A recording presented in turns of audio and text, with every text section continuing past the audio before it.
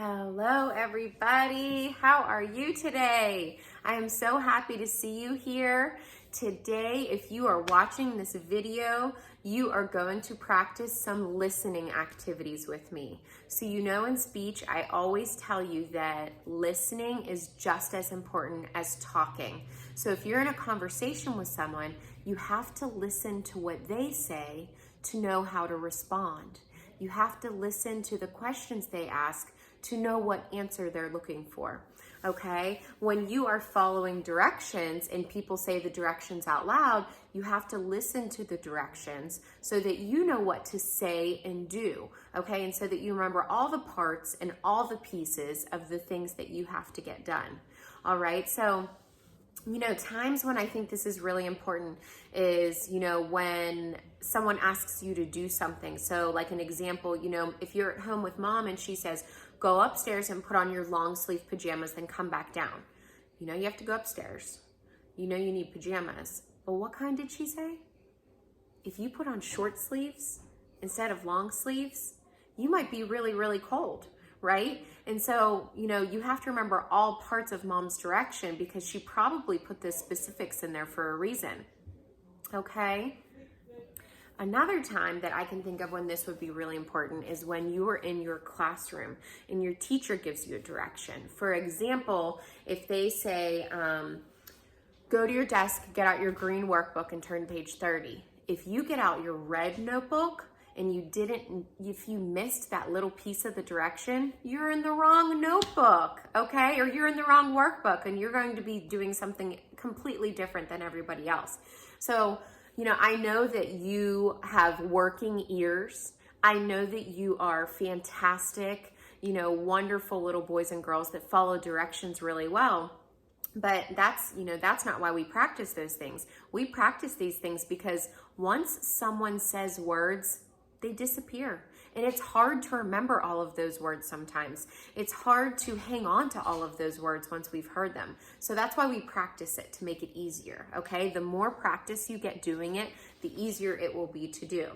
Now, in our activity today, I am going to have pictures. And for the grown-up helpers, as you know, anytime we can support with visuals, this is a big help because once I say a word, it's gone. There's nothing to help them hang on to it or remember it. But once I say something and then show a visual that goes along with it, this support is here, okay? So this is another layer of support that we can build in and then over time take that away as they get stronger with their receptive language skills. So let me show you what we're going to do today. I'm going to show you a paper that has 2 pictures on it. And these pictures will be either pretty similar, they will look, you know, almost the same, or they will just be associated, okay? These are 2 different things, but they kind of go together, don't they? So what I'll do is I'll show you a picture or a paper. It will have 2 pictures on it, and I'll say a sentence. And I want you to point to the picture that best goes with the sentence that I say. So let's do a couple together and you'll get the hang of it, okay? Take a look at these pictures, okay? The sentence is, I wear these in the rain to keep my feet dry. So which picture am I talking about? I wear these in the rain to keep my feet dry. Did you point to these boots? If you did, good listening, you got it. You wear both of these things in the rain, but which one do you wear to keep your feet dry? Does a jacket keep your feet dry? No, I think there's a better one. Do boots keep your feet dry? Yes, that would be it, right? Okay, so this was kind of an easy one to start off with. Let's go to our next one. I hope that you got this one. And if this wasn't easy for you, that's okay. Pause it, watch it again, talk about it, okay? You know, maybe get out these items and pretend you're in the rain and look down at your feet and say, well, would this jacket really keep my feet dry? No, not as much as boots would, right? Okay, take a look at these next 2 pictures, my friends. She is under the umbrella by herself. Which one shows you she's under the umbrella by herself? I see girls. I see girls under umbrellas. Which girl is by herself? Yeah, she is under the umbrella by herself. She's under the umbrella. She's under the umbrella. But are these girls by themselves? No, she is. She's all by herself. So if you pointed to this one, good listening. You're getting this. Okay, take a look at this one. The girl has an animal she can ride. Which one shows you the girl has an animal she can ride? If you pointed to this one, I agree with you. She's a girl. She's a girl. She has an animal. She has an animal. Can you ride a chicken? I don't think that would go so well if you tried to ride a chicken, right? Could you ride a horse? Yes, you could ride a horse. So she has an animal that she can ride. There you go. And grown-up helpers that are watching along with me, you hear how I'm doing this narration out loud. So if your child gets this answer really easily, awesome. Their receptive language skills are growing and they're getting this. This is easy for them. If they are not able to point to the one that, my sentence goes along with, that's why I'm doing that out loud narration, because I am doing a verbal walkthrough of how I want them to, kind of logically reason through this in their brain. Listen to the words, hang on to them, and kind of go through that process of elimination, right? There's so many cognitive processes that go through in just listening to a sentence. It's unreal. So whatever piece of it is difficult for your child, we're going to try and pinpoint by showing them what's supported with visuals, walking them through it, kind of going alongside, going through it with them alongside. So if you see like they're really following along, but then when you get to that certain point, that's where the difficulty is. Okay, so take a look at this picture, my friends. Here's your sentence. The animal is behind the fence. The animal's behind the fence. Which one am I talking about? Here's an animal. Here's an animal. They both have a fence, but which one is behind the fence?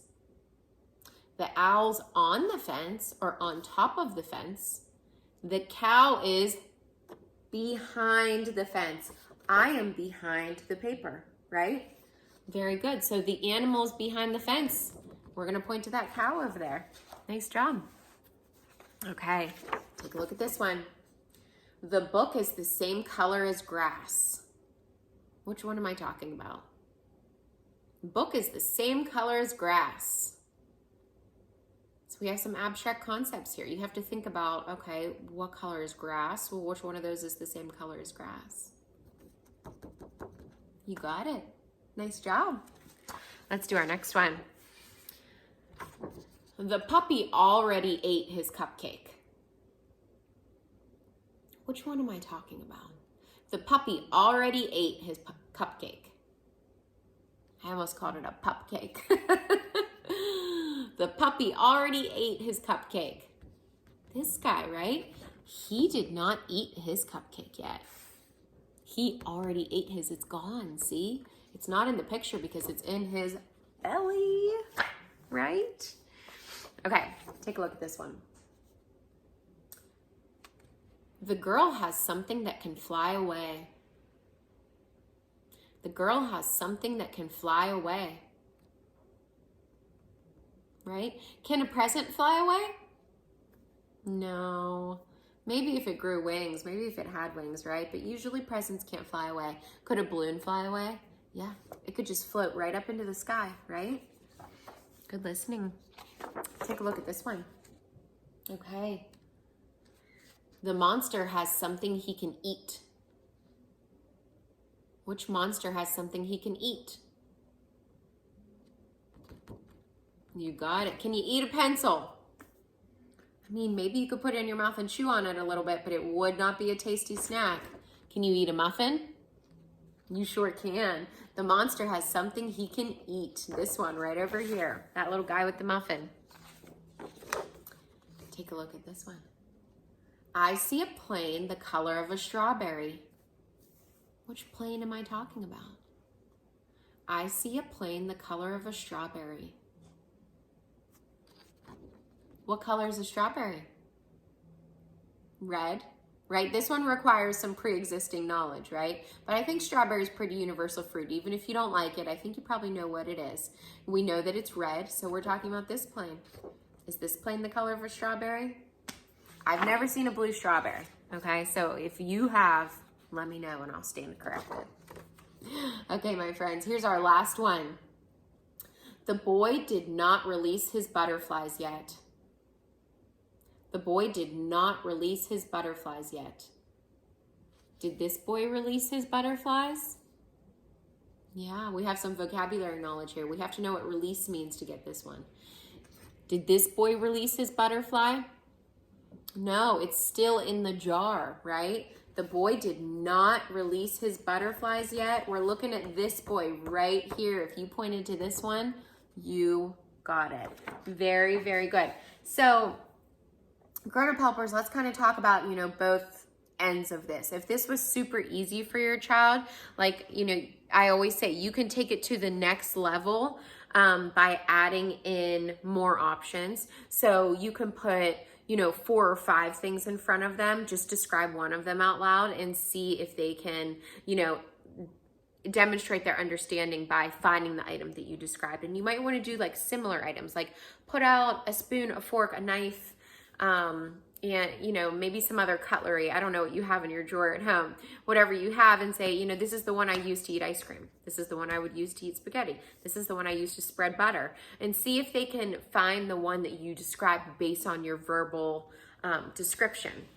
And if that's still really easy, don't give them any visuals and don't give them any manipulatives. Just play an out loud game. I'm thinking of something I use in the kitchen, and I use it when I cook spaghetti to blah, blah, blah, blah, blah. Okay, so you can walk through and no visuals, no manipulatives in front of them, no concrete items. See if you can just play an out loud game of describing and see how that goes. That is great for receptive language skills. They have to listen to what you're saying, hang on to it, and then start all those other cognitive processes rolling of, analyzation and logically thinking of what you may be describing. Am I in the business of changing brains? Am I a neurologist? Absolutely not. But we use all of those processes when we're communicating. So it's definitely something that we think about and talk about. If this was really hard for your child, what I want you to do is, pause. Like when I put one up, pause and give your child as much time as they need and walk through that narration that I've modeled for you, okay, with them. And you're going to walk them through it. They could get all 10 of those completely wrong, but they are still benefiting from you modeling and narrating how you go through that skill in your brain. Okay, so there's so much, even if your child is getting they're not at that level yet and that is way too hard. That's okay. They're still going to get a lot out of the activity just by being exposed to it and by, being exposed to and, influenced by you modeling how you go through it. Okay. So before we ever expect a skill to be demonstrated, we model that skill and we show that skill over and over and over. So this is a great place to start with it. I always want my activities to be super easy for you at home. So I'm hoping that you can just press play and roll through them. But, if, like I said, if this was a little challenging or it wasn't challenging enough, these are ways that you can modify it and out loud games.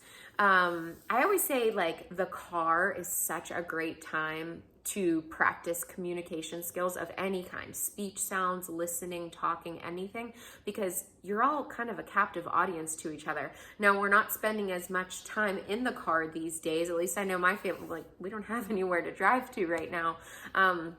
So that option's kind of taken away from a lot of us.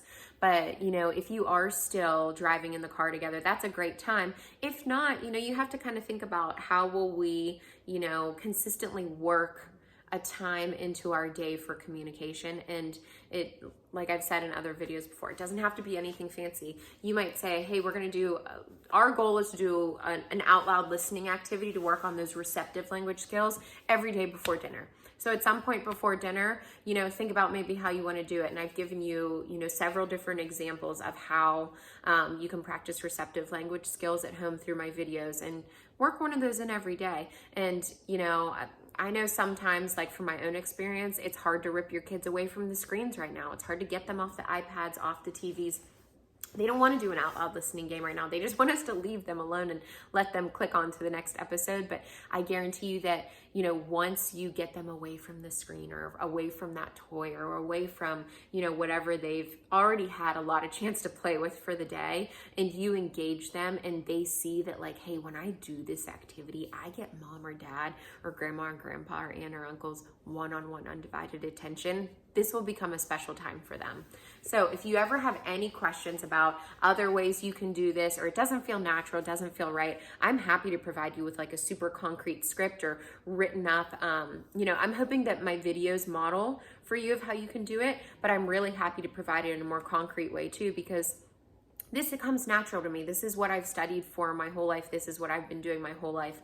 I know that being a speech therapist doesn't come as natural to everyone else, and I don't expect that. So I'm very happy to support you in any way to develop these skills at home.